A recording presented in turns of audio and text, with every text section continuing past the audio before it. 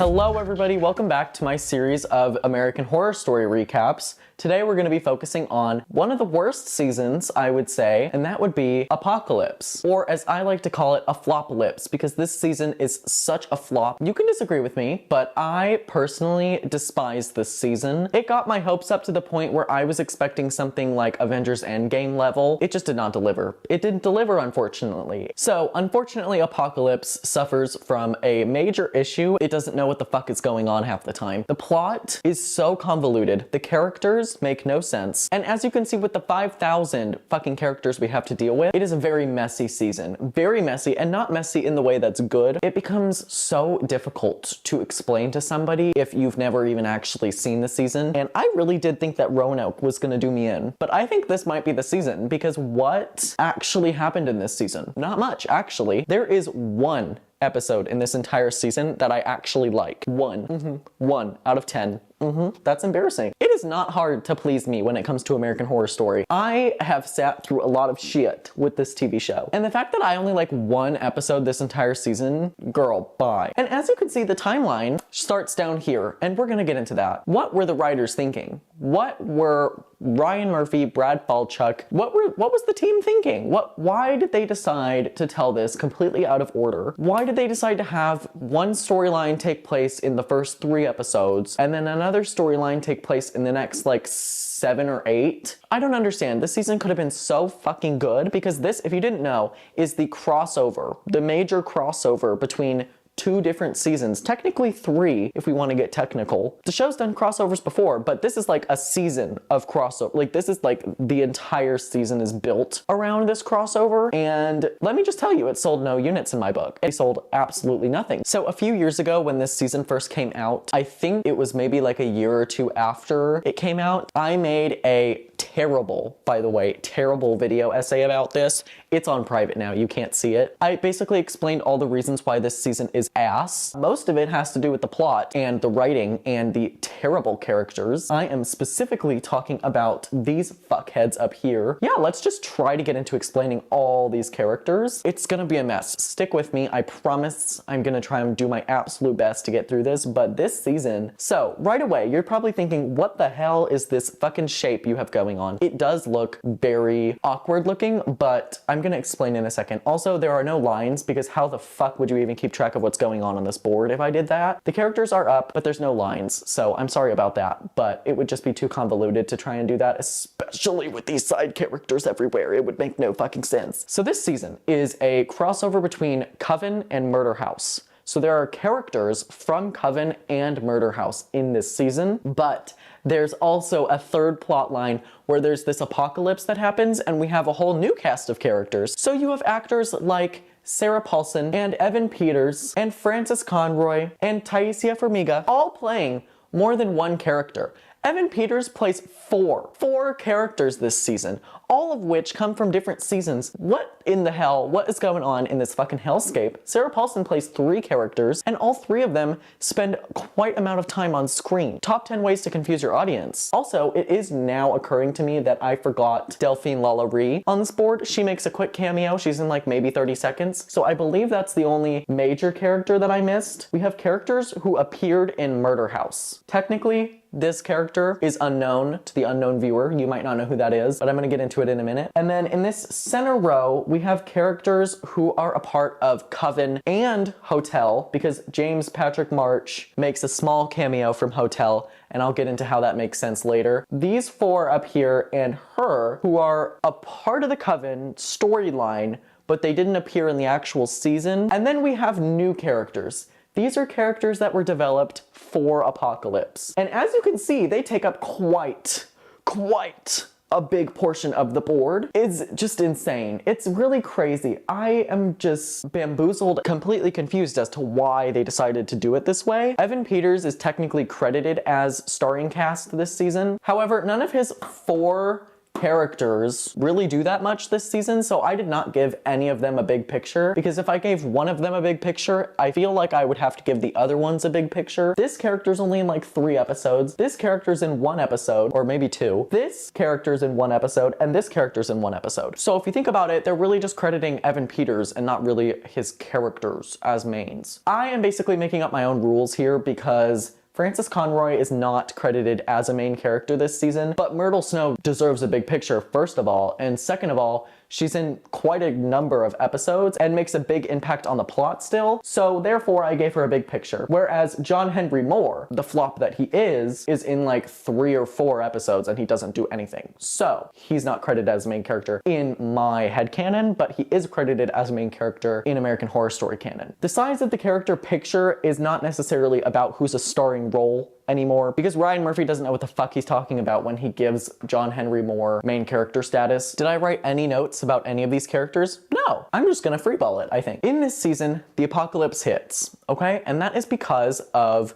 Michael Langdon. If you remember, all the way back in Murder House, Michael Langdon is the son of Tate and Vivian Harmon, because Tate R-worded her in the Rubber Man costume. She got pregnant with both Tate's and Ben's babies. Ben's baby died because Michael was too strong and got birthed way too early on in the process, and Michael was like a perfectly healthy baby. Constance ended up taking him in and raising him from then on. So this whole season is basically his fault, because he, as we know, is the Antichrist. He causes the apocalypse, and in episode 1, we don't really see him yet, but we meet all these random fuck-ass characters that have nothing to do with Coven or Apocalypse. Everybody in this group, or at least the majority of them, are in a bunker called Outpost 3 after the apocalypse. It's only like 2 or 3 weeks after the apocalypse as of episode 1. So, this is Miss Venable. This is my mother right here, by the way. Wilhelmina Venable.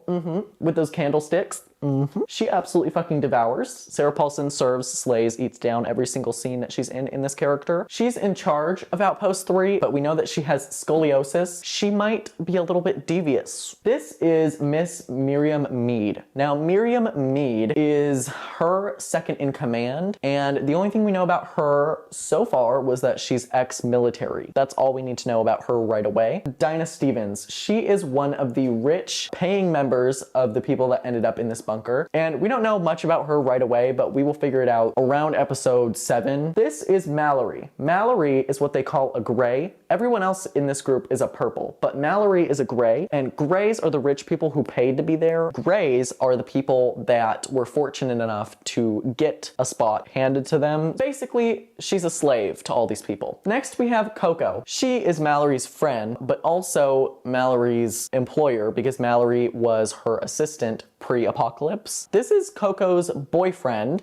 His name is Brock. Low impact character, by the way. This is Evie and Mr. Gallant. Mr. Gallant, played by Evan Peters, by the way, both join Coco and Mallory because Coco's family died and they had 2 spots left. So these two didn't pay their way in, but they did take Coco's family's spot. By the way, she's like ultra rich. Then we have Emily and Timothy, the floppiest of flops you could possibly imagine. These two were selected by the cooperative, who is the people that sanctioned these outposts, to continue the human race because their genes are superior to everybody else. Then we have these two fuck-ass bitches with these fuck-ass bowl cuts. They are the worst 2 characters in this entire series. They are 2 scientists, and we're gonna get more into that later on. Moving down, we have the Warlock Council right here. They were not in Coven, but they know the girlies from Coven, and the Coven girlies know them. They are basically the male versions of witches, the warlocks, obviously, and they are basically always trying to take power away from the witches, because the witches, as we know, Miss Mother Supreme right here, is in control of all the magic practitioners. Couldn't tell you half their names, to be honest with you. This is John Henry Moore. He's supposed to be a main character. And then we have this guy who has like 1 line. This guy, I believe his name is Behold. He fucking serves, but he's not in many episodes, so I didn't give him a main character picture. So these 4, all you need to know about them is that they're warlocks and they're trying to take power away from the girlies. And all of of them are gay, I believe. All of them are like in canon gay. Next we have Madison Montgomery. You already know. That's my mother right there. So she returned from Coven. We're gonna figure out how she's alive, because if you remember, she was strangled by Kyle in the season finale of Coven, so we're gonna get into that. Next we have Cordelia, mother. She is the supreme as of the beginning of this season. Next we have Myrtle, mother as well. Right here we have the trilogy of mothers.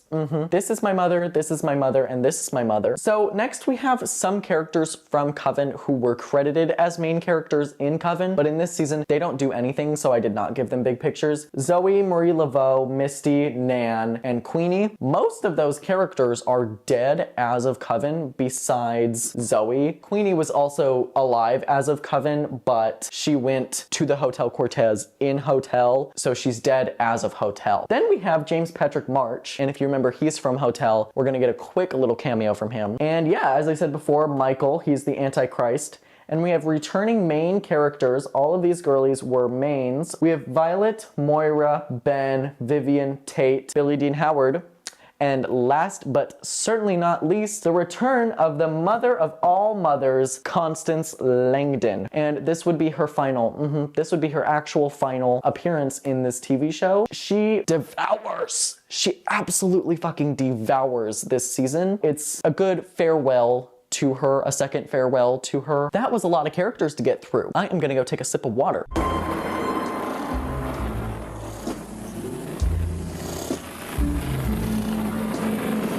Alright, so I've already kind of explained the characters and how that is all broken down, but the timeline is also confusing, so let me get into that. So this season is kind of like previous seasons where it's told out of order. We saw that a lot with Colt. We saw it a little bit with Roanoke, but this season takes it to a new level because the first 3 episodes, and this isn't really a spoiler, whatever, I'm just gonna get into it. And this is kind of a spoiler, so I'm just gonna say it now. The first 3 episodes focus solely on all of these girls. There's not a single character from here below in the first 3 episodes. So this season is told completely out of order. The first 3 episodes take place towards the end of the timeline, and then we get like 5 or 6 episodes where the entire storyline takes place like 3 to 4 years earlier than that. And that's why there's so much empty space up here, because there's so many flashbacks. So these girlies all exist in 2020. It is April 14th, day 1027. Not day 1, day 1027 when this season starts. I'm so sorry to do that to you, but that is just how this is going to work. There's no other good way to do it, so this is how we're doing it. Day 1027, it is April 14th, 2020. And Ryan Murphy, he kind of knew that there was going to be an apocalypse in spring of 2020. He did, because look what happened 2 years after this season was released. We meet Coco St. Pierre Vanderbilt and Mallory. She doesn't get a last name. So these two they don't look like this right now. They're just normal right now. The apocalypse has not happened yet. And they are going to her hairdresser's salon to get her a new haircut. Her hairdresser is none other than Mr. Gallant right here, played by Evan Peters. She's like a D-list celebrity, by the way. She is an influencer. She is taking pictures and videos for her Instagram. And all of a sudden they get this warning on their phone, or I guess it's more of like an alert from the government that basically says that the apocalypse is on, babes. You better find shelter because there's not going to be much to live off of once the bombs come. So everybody starts freaking the fuck out. There's chaos in the streets. These 3 all run home and get their affairs in order. There's people running around, people dying, people killing themselves, people getting hit by cars, just a bunch of random ass shit going on. So we see this guy, Mr. Gallant, go to his grandma's house and try to get her ready for what's coming. And he brings her to Coco, who has a space open for this bunker. And they are taken to the bunker. Mallory takes the 4th spot via private jet. Then we meet this man, and he has just got accepted to college. And all of a sudden, him and his family get the alert that there is an apocalypse happening when these people in black suits come in and take him, saying that his DNA is gonna save the world. So he is kidnapped by these girlies in black suits and taken to this holding area. There, he meets this girl named Emily. We then skip down 2 weeks. It is April 28th, day 1041. Emily and Timothy are taken to the outpost because they were in a holding cell for 2 weeks, and then it was finally deemed safe for them to be brought to this outpost where they meet Miss Mead, Venable, Coco, Mallory, Dinah's son, who I didn't put on the board, a couple of other people, and then Mr. Gallant and his grandma. That's everybody that's in this bunker. It's literally like maybe 20, 30 people at most. However, there is really ugly orange ass lighting. It kind of just like destroys any scene, to be honest with you. The next day, Mr. Gallant and a flop character named Stu, who we don't really know anything about, they are both taken to get a decontamination shower because they were both caught for going outside, but apparently neither of them did go outside, and it was just her turning up the sensitivity on the radiation detector. So yeah, they are both given a decontamination shower, and one of them still tests positive for the radiation, and so Miss Mead just fucking shoots him in the head and he dies right then and there. And later that day, everybody is sitting and eating dinner. They're given this mysterious stew. One of them realizes that the stew is literally made of stew. They are literally now all cannibals. We then jump down quite a bit. It is now day 1588. So a whole 18 months later, by the way. It is October 27th, 2021. Yes, October 27th, 2021. All of them look absolutely destroyed. Their hair is all fucked up. They look tired as fuck because they've literally just been waiting for this so-called cooperative to come and save them. A mysterious man on horseback arrives and enters the bunker claiming to be part of the cooperative. This man is Michael Langdon. All right, so that's the end of episode 1. Not a whole lot happens. It's really one of my least favorite premiere episodes because I don't give a flying fuck about anybody in this top 2 rows.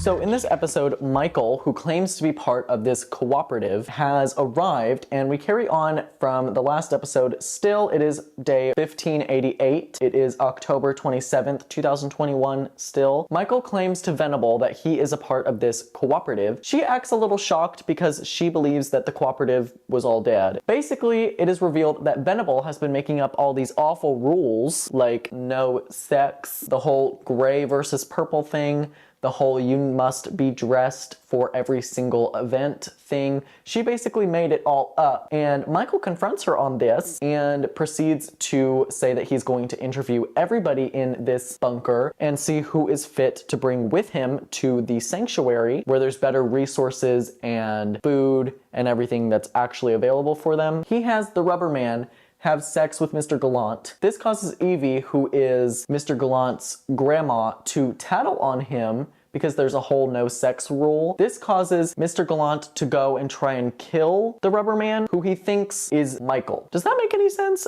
And while he's trying to kill the rubber man, it's revealed that he's actually killing his grandma. The grandma's dead now. This carries on to day 1589. It is October 28th, the next day. Oh, also we have these 2 flop characters have sex for the first time, but they're caught by Mead. So they are about to be taken outside when Mead is shot by Timothy because Timothy takes the gun off one of the guards, and it's revealed that Miriam Mead is bleeding this white pus shit, and she has like wires coming out of her. So that can't be good. We're gonna figure out what that means in the next episode.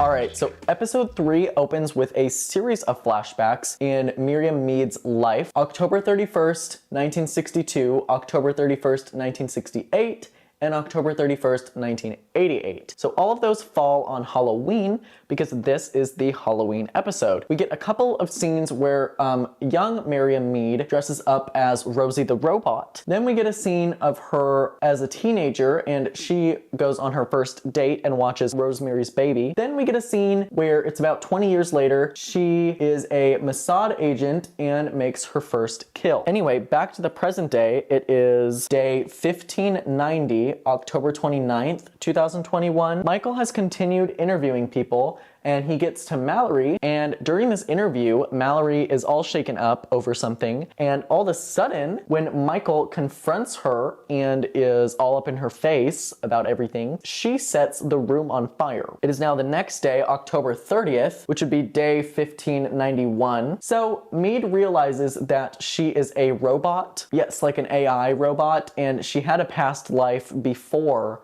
she became a robot, like a human life. She says that there was a boy that she used to care for ages and ages and ages ago, and I'm just confused how the fuck she has this woman's consciousness and memories. I completely glossed over the fact that Brock even existed. In the first episode, I completely forgot to explain this to you. He is Coco's boyfriend, and she leaves him behind in the apocalypse. We catch up with Brock a whole 18 months later, and he is all deformed, mutant looking man. We get a few scenes with him as he makes his way to Outpost 3. He is trying to get revenge on his girlfriend Coco for not letting him in the bunker. Also, Venable has announced to everybody that at midnight they are going to have a Halloween soiree. Michael basically denies Venable passage to the sanctuary, saying that, you know, you made up your own rules, girl. That's basically a violation of cooperative rules. You were supposed to do things as we told you and you made up your own rules, so you're not coming to the sanctuary. Meade comes up with a plan to poison everybody at the Halloween party, including Michael, with these poisoned apples. So yeah, the soiree tomorrow is really just an excuse for them to poison everyone. So at the Halloween soiree, Brock has somehow made it into this bunker, and he comes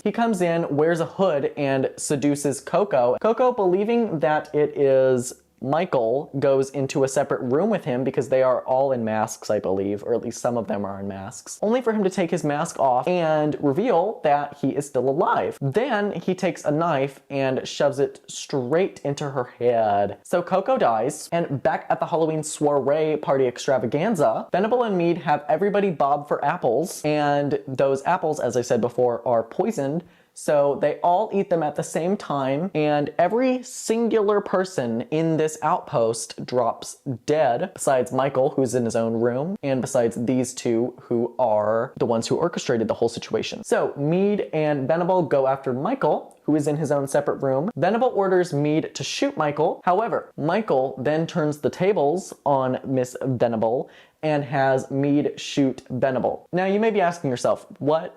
How is that possible? Well, that is because this android is Michael's android. And the boy that she remembers is Michael. Every single person up here is dead besides Meade, who is a robot. So I guess you could say there's no humans up here alive. Cut to the chaos outside the walls. And at this point, if you don't know that this is a Coven Murder House crossover, you're probably confused as fuck. Basically, the plot is all wrapped up and we have 7 episodes left. You know, we have these two still alive, and you're like, how the fuck are they gonna continue on a season with only 2 characters? The witches survived the apocalypse. We see these 3 make their way into Outpost 3, and they revive Coco, Mallory, and Dinah Stevens. Nobody else, just these 3, and we will figure out what that means in episode 4.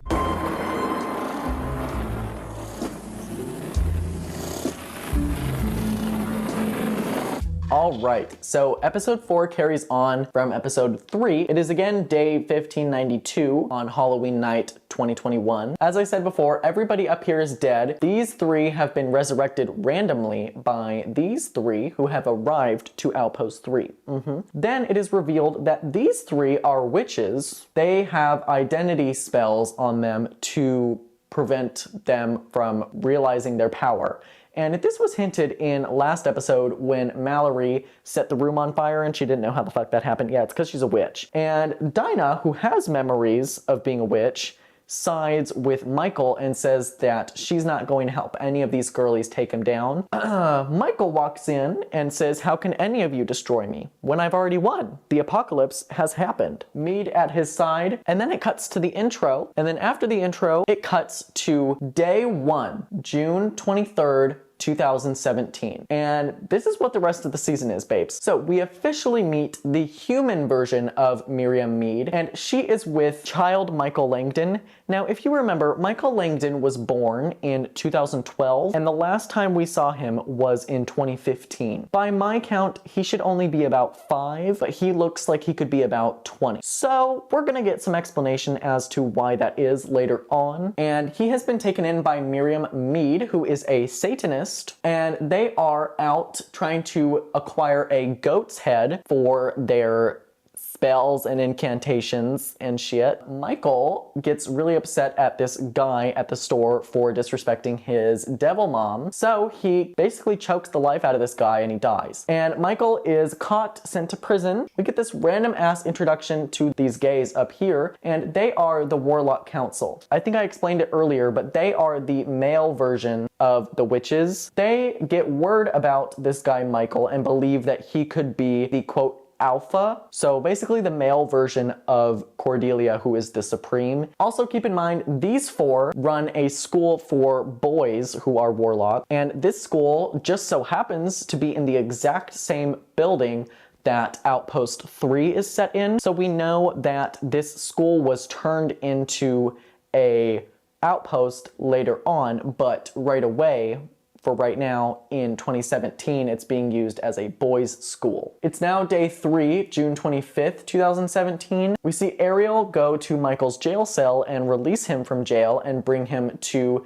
the Warlock School. We skip down a whole month later, day 33, July 25th, 2017. The Warlock Council tests Michael on his abilities and he passes every single test. Not quite the test of the 7 wonders. He does pass all of the tests that are given to him, which surpass all of these girlies in ability. The next day, it is now day 34, July 26th, 2017. The Warlock Council call Cordelia, Myrtle, and Zoe, and we still don't know why or how Myrtle was resurrected, but we'll learn later on. They go all the way to California, where this bunker is, and they learn of Michael and the supposed alpha. She basically scoffs at this. All the girls basically scoff at this because there's no man warlock that can surpass a woman who is a witch in power. We get a flashback to November 24th, 2015, where Cordelia travels to the Hotel Cortez and attempts to free Queenie, but is unable to. After hearing about this, Michael travels to the Hotel Cortez to free Queenie from the hellscape that is the Hotel Cortez. And by the way, the set does not look anywhere as good as it did in Hotel because I believe they actually didn't reuse it. I think they honestly just reused the room set and then the hallway set. It also just doesn't feel like the Hotel Cortez because they don't use film cameras anymore. It kind of feels cheap. It really does feel like the cheap version of the Hotel Cortez. But anyway, he runs into James Patrick March and Queenie, who are playing cards, and he resurrects Queenie and does what Cordelia could not do. And this is when Michael is able to free Queenie and he brings her back with him. Then Michael travels to Madison Montgomery's personal hell, which is her working in retail. He ends up making a deal with his dad, Satan, to free her and bring her back in order to get leverage over the girls on the Witch Council. And at the end of the episode, we see Michael arriving with Queenie and Madison, which freaks the fuck out of Cordelia, so much so that she faints.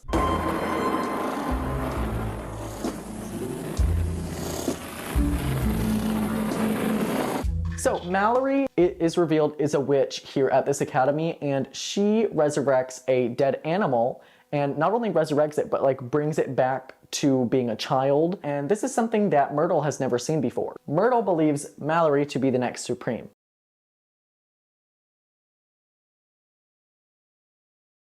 Alright, so episode 5 begins with Michael undergoing the tests of the 7 wonders because Cordelia has agreed to let the council give it a shot, even though she is hesitant about it. But once she sees him resurrect Madison and Queenie, she needs to let him do it, or else it would kind of be seen as unfair to Michael. So she lets him do it, and she adds a little second task onto it. Michael must not only go to hell and bring himself back, which would be the test of dissension if you forgot from Coven, he must also go to hell and bring back Misty Day, who Cordelia misses very much. Michael does succeed, and by the way, this is on day 46, August 7th, and day 47, August 8th. Cordelia then sends Madison and Behold to where Michael grew up in order to gather intel on him, and it just so happens that the place he grew up was the murder house. So we learn now that the big crossover that this season has promised is going to be happening in the next episode, episode 6, titled Return to Murder House.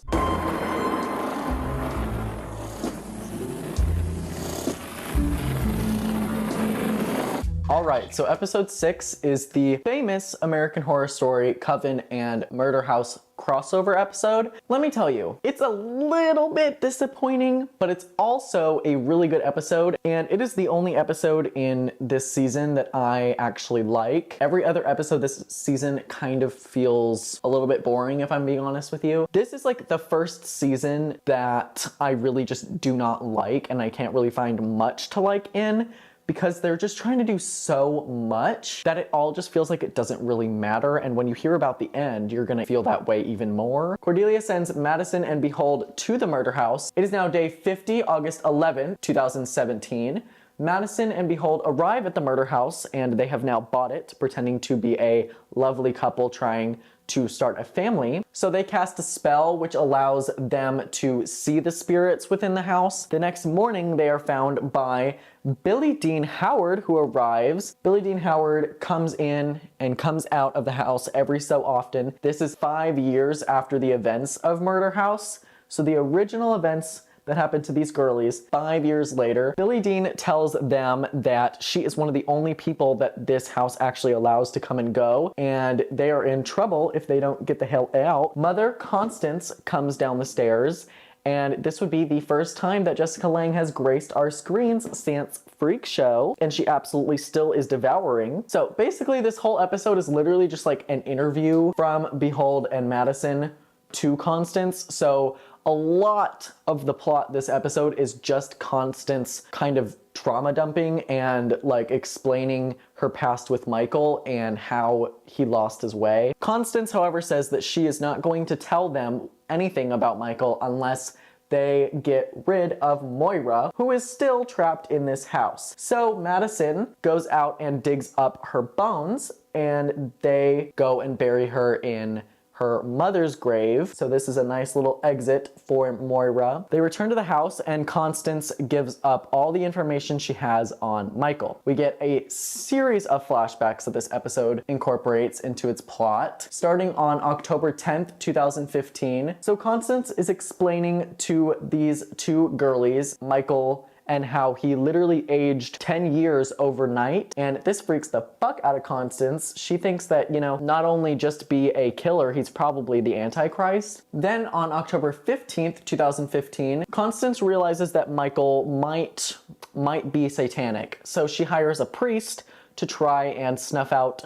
all of the darkness in him. This just ends with Michael killing this priest. Constance feels as though she is just never gonna stop burying dead bodies that Michael kills, so she realizes that she has failed as a mother. So she goes to the one place she knows that she can finally rest, and that would be the murder house. So she gets in with these girlies, she kills herself. So Constance, it is revealed, is now a ghost in the house from 2015 onward. It is again day 51, August 12th. Constance says that she wishes she could tell the girlies more, but that's all that she knows about him. So then she joins Tate and her son Beauregard and a mystery girl that we've never seen before. If you remember back in Murder House, Constance claimed to have 4 kids, and we only saw 3 of the 4. And so this mystery girl just so happens to be the 4th child, and I believe her name is Rose, and she has black eyes. So I'm not entirely sure what that's about. They don't ever explain it. So yeah, Constance goes off into the sunset with Tate and and her other two children and is finally at peace. We then see Ben come into the room. Yes, Ben Harmon. He tells a good portion of the story to Madison and Behold about how Michael continued to lose his way after Constance died. We get a flashback to the 25th of October. Michael has discovered that Tate is his father, and he tries to get close to Tate. However, according to Ben, Tate wants absolutely nothing to do with him because he's a spawn of Satan. And this just kind of feels a little unserious to me because back in season 1, that was his whole goal, was to have a child with Vivian, and it kind of just feels as though the writers forgot what they wrote back in season 1, so that's a little nitpick on my part. We learned from Ben that he tried to shape Michael into being a better person, but it was just not going to work out really because he was predestined to be Antichrist. We then see around the same time Michael killing these two girls that move into the house and he obliterates their souls, and like they're no longer ghosts in the house. Back to the present day, Ben says that he wishes he could tell Madison and Behold more, and out of nowhere comes Vivian, who has stopped talking to Ben ever since Ben tried to be a good father figure to Michael, and she says that they need to work out their problems, but first she wants to tell Madison and Behold the rest of the story. So we learn on Halloween night 2015, Michael is visited in the murder house by these Satanists, one of them being Miriam Mead, the human version, and he is taken under their wing, quite literally gets Michael to participate in this human sacrifice ritual where he has to eat this bitch's heart. So Vivian tries to kill Michael with a simple knife, and that's just not going to work, babes. So Michael tries to erase her soul like he did to the new house owner. However, Tate saves her, and this is supposed to be Tate's redemption arc, whatever. I still think he's a fucking awful piece of shit. So then we go back to the present day. It's day 51 again, August 12th, and Madison and Behold have quite enough information now on their new Supreme to know that he is the Antichrist and that he should not be anywhere near the throne because he is just going to end up ending the world. So they leave to go tell Cordelia everything, but before they do, they reunite Violet with Tate. Now these two live happily ever after together in the murder house, as if he didn't R-word her mom and gaslight her for an entire season and, you know, be the cause of all of this to happen in the first place, but that's besides the point. And that's essentially where episode 6 ends.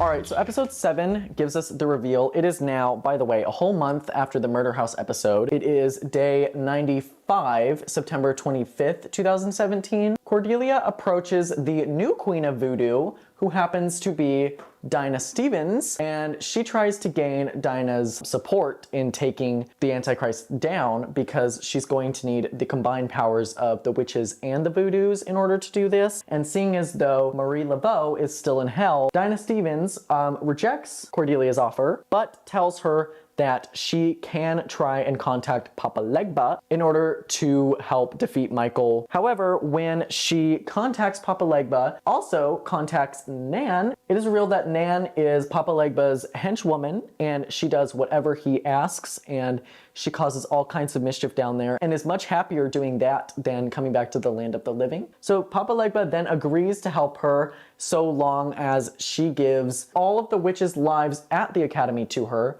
which she abruptly says no to and ends the contact. We then skip down to day 215. It is now January 23rd, 2018. A few months after the last part of the episode, Madison tries to get the support of Bubbles, who is an actress in Hollywood and also a witch. Apparently they had worked together on a couple of projects before. Bubbles reunites with Myrtle, and 1 week later, it is day 222, January 30th, so a whole week later. Myrtle and Bubbles go to the Warlock School, and they read the minds of Ariel and Baldwin, figure out that they are planning to take these girlies down. It is the next day, January 31st, which would be day 223, Coco accidentally suffocates on a piece of food and dies. So Mallory uses her ability to bring her back to life. This impresses the girls at the academy, including Zoe, so much that she believes Mallory might be the next Supreme. So not only does Myrtle believe this now, but Zoe does as well. The next day, it is day 224, February 1st of 2018. Mallory is given the test of the 7 wonders and proves that she is the next Supreme. So we not only have Michael, who has passed the test of the 7 wonders, but now we have Mallory, who has also passed the test. It's revealed that Cordelia is getting sick, and somebody is taking her power, and this is what leads them to give Mallory this test,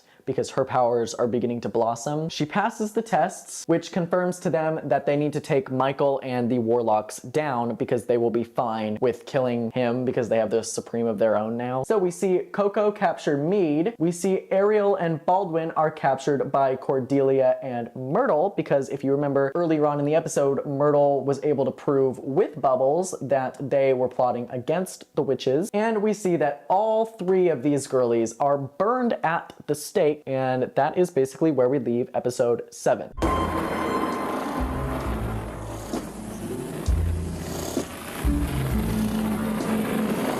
Episode 8 is one of my absolute least favorite episodes, so I'm gonna try and gloss over it as much as I possibly can because I don't care that much, I really don't. After discovering that his Warlock Council, minus Behold and John Henry Moore, and as well as his adopted mother, have been burned at the stake, Michael goes into hiding for 3 days. It is now day 254, March 3rd, 2018. Michael arrives at the Church of Satan, yes, the Satanist church, and seeks community there, and he claims that he is the Antichrist to them, and one of them, I don't know her name, takes him under her wing, gives him shelter. We jump down about a month to April 5th. It is now day 287. One of the Satanists that takes him in directs him to Kineros Robotics, I'm not exactly sure, to build him his mom again in robot form, because they can just make a robotic copy of a person. We also learn that Miss Venable is working at this robotics company and is the assistant of these 2, except this time she's wearing an orange ponytail wig that looks atrocious. We skip down to day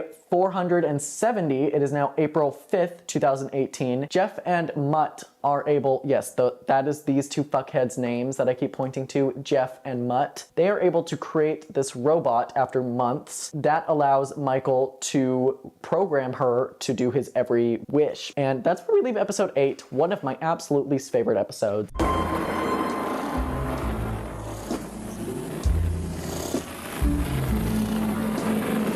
So it is now day 626, March 10th, 2019. Michael has hired none other than Dinah Stevens to help him get into the witches' school. So Dinah betrays the witches. Miss Meade arrives with her assault rifle gun arm that she has. She starts shooting the fuck out of these girls. Queenie, Zoe, all the other flop characters that don't have names, all dead. The only ones that are able to make it out of this are Myrtle, Cordelia, Madison, Mallory, and Coco. They end up going to Misty's old house, which, by the way, where the fuck is Misty? She literally got resurrected in episode 5. The only thing they say for the rest of the season is that she's off gallivanting with Stevie Nicks. I want her in the plot. Where the fuck was she? Cordelia comes up with the bright idea to have Mallory try to go back in time, which is the only thing that can really be done at this point, to do a little test run to see if she can really do it. And we get a scene of July 17th, 1918, an infamous day where the Russian princess Anastasia Romanov, who was apparently a witch in this universe, I don't know how that makes sense, uses a protection spell to try and save her family from getting executed. However, Mallory travels back in time to that date to try and save Anastasia, but is unable to, and the spell breaks apart, and Mallory comes back to the present day. So that test was really for nothing, to be honest. We then skip down about a week. It is now day 632, March 16th, 2019. So we have Jeff and Mutt who introduce Michael to the cooperative, who is quite literally just the Illuminati, by the way. And he tells them his plan to eradicate the world and gives them instruction manuals on how to survive the apocalypse. We also learn that Michael around this time has killed Behold and John Henry Moore. John Henry Moore for the second time, by the way. Yeah, so everybody here is now dead. We skip down to day 709. It is June 1st, 2019. Jeff and Mutt make Venable the head of Outpost 3 when they see how well she's doing as their assistant. And that's basically where episode 9 ends. Let's get on into the very awful finale.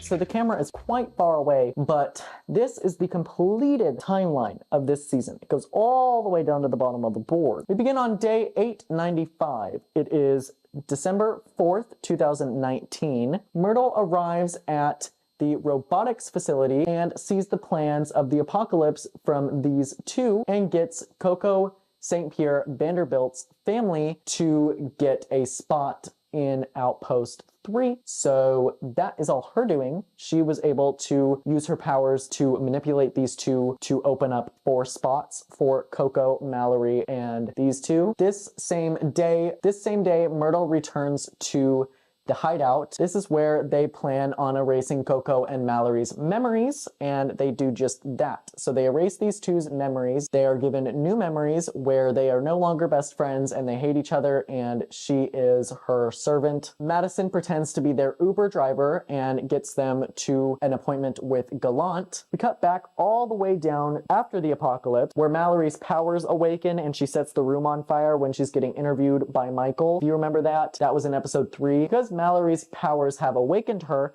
they have also somehow awakened these 3 who buried themselves in Louisiana mud prior to the apocalypse to like prevent them from getting sick. I don't know how the fuck that makes any sense. And we are all caught up now. We get back down to episode 3 where Michael is on the staircase with Meade and they're having a showdown with the 6 witches up here. Obviously minus Dinah Stevens because she has sided with Michael. Cordelia then reveals to Dinah that they won't need Dinah's help anyway because she got the better version of Dinah, Miss Marie Laveau, to be resurrected by Papa Legba in return for Dinah's life, and so Dinah trades places with Marie Laveau. We also see a very small cameo from Delphine Lalaurie, but I forgot to put her on the board, so just know we see her in this season, but it's like literally like a 5-second scene. Marie Laveau has come back to life. She is there to help Myrtle, Cordelia, Madison, Mallory, and Coco take Michael down. Cordelia uses a spell to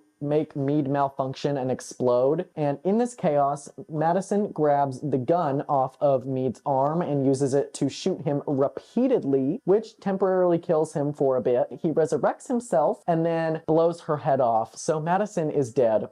He kills Madison. And as Myrtle and Cordelia take Mallory upstairs to try and do the time travel spell again, she is found by Brock, the flop, who's still alive somehow, and he stabs her. And she's barely hanging on for dear life. Meanwhile, downstairs, Michael is walking up the stairs. He is greeted by Marie Laveau, who creates a barrier so that he cannot pass. However, he passes right away, and he tears her heart out and then eats it. He ends up getting up the stairs after killing Coco, and really at this point, the witches are out of luck because of Brock, who Myrtle sets on fire and kills. So this is just a bunch of chaos at this point. They try to do the spell upstairs and Mallory fails.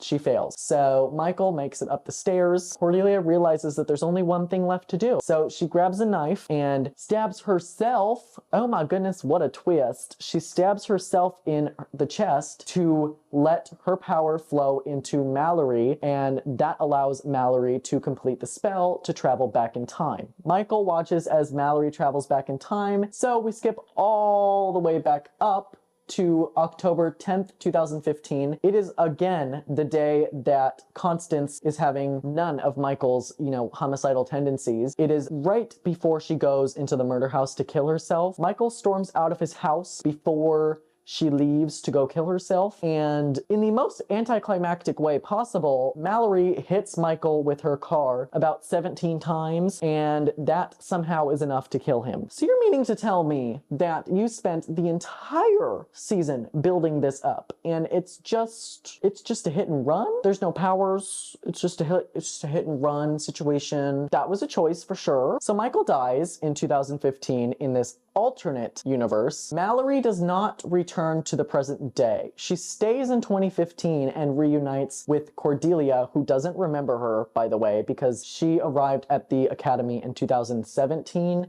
and at least in the alternate universe. By the way, everything under this line no longer exists. Everything under October 10th, 2015 no longer exists because Mallory killed Michael, which undid everything. The apocalypse never happened. The murder house episode never happened. Meade never found Michael. All the girlies in the murder house, they still have unfinished business with each other. Tate is no longer with Violet. Moira never moved on. Madison was never resurrected. Queenie never went to the Hotel Cortez because Mallory stopped her from going because she knew the exact date. The only thing that really did stay the same was Misty was resurrected by Mallory, because apparently since Mallory was able to kill the Antichrist, she was able to bring someone back with her, and that just happened to be Misty. Myrtle was never resurrected either, apparently, because she got resurrected in 2016. This is kind of a mess. It's kind of a huge, gigantic mess. And then we get the absolutely worst ending you could possibly think of, which is the exact same ending as Murder House. It is. And so we see in 2020, in this alternate universe, now that none of this has happened, absolutely nothing below 2015, the Cooperative, if you remember them, the Illuminati, they chose Emily and Timothy for a specific reason. And it was because their genes, when matched together, would make another Antichrist baby in case something were to happen to Michael.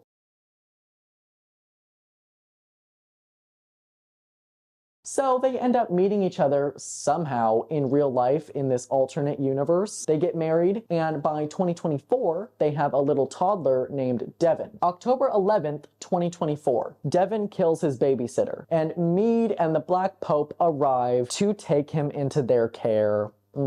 So quite literally the exact same ending as Murder House, but with these two fucking flop characters that we don't give a fuck about. That is where Apocalypse ends. If you have questions, so do I, because I don't know what the fuck is going on half the time in this season. Why would you start your story in 2020, do a 1-year time skip in episode 1, to 2021, do the next 2 episodes in 2021, and then go all the way back to 2017 pre-apocalypse and have the next like 7 to 8 episodes explore 2017, 2018, and 2019 before returning in the finale to 2021, and then have one of your characters go back in time to before any of it took place, just to erase everything you just tried to do there. In the worst way possible, by the way. That's just a question I have, personally. When I first watched this, I was much younger, by the way. This was the first season I actually watched live. I actually loved it at the time. Upon a second rewatch, I was absolutely horrified because it was one of the worst things I've ever seen. I am so sorry if this made no sense. I did my absolute best to make sense of this. It could also be partially wrong. I do know that the dates regarding